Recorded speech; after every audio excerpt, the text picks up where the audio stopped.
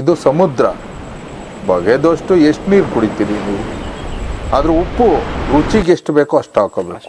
ಜಾತಿ ಆದರೆ ಏನು ಪ್ರಯೋಜನ ಇಲ್ಲ, ಹಾಕ್ಲಿಲ್ಲ ಅಂದ್ರೂ ತಗೊಳಕಾಲ. ಸಮುದ್ರದ ಯಾಕೆಂದ್ರೆ ಇದನ್ನ ಜ್ಞಾನ ಅನ್ನೋದು ಸಮುದ್ರಕ್ಕೆ ಯಾಕೆ ಹೋಲಿಸ್ತಾರೆ ಅಂದ್ರೆ ಆ ಜ್ಞಾನ ಅಷ್ಟಿರುತ್ತೆ. ನೀವು ಬಗದಷ್ಟು ಅಷ್ಟೇ.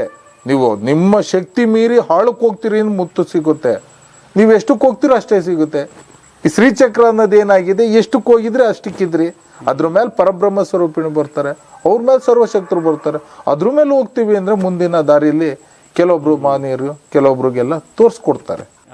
ಗುರುಗಳೇ, ನೀವು ಹೇಳೋ ಪ್ರಕಾರ ಒಂದು ಮೂಲ ಅಂತ ತಗೊಂಡಾಗ ಒಂದು ಪರಂಜ್ಯೋತಿನೇ ಹೌದು, ಖಂಡಿತ ತಿಳಿಸ್ಕೊಡ್ತಾರೆ. ಅದಕ್ಕೆ ಆ ಪರಂಜ್ಯೋತಿ ಆಗಿರೋದಕ್ಕೆ ಈ ಸ್ಥಳದಲ್ಲಿ ಬಂದಂತ ಮಕ್ಕಳಿಗೆ ಮೊದಲು ಪಿತೃಕರ್ಮ ಪೂರ್ಣ ಆಗ್ಬೇಕು. ಆ ಪಿತೃಕರ್ಮದ ಕರ್ಮ ಕಳಿಬೇಕು ಅನ್ನೋದಕ್ಕೆ ಇಲ್ಲಿ ಜ್ಯೋತಿ ಅನ್ನೋದು ಇಟ್ಟಿರೋದು.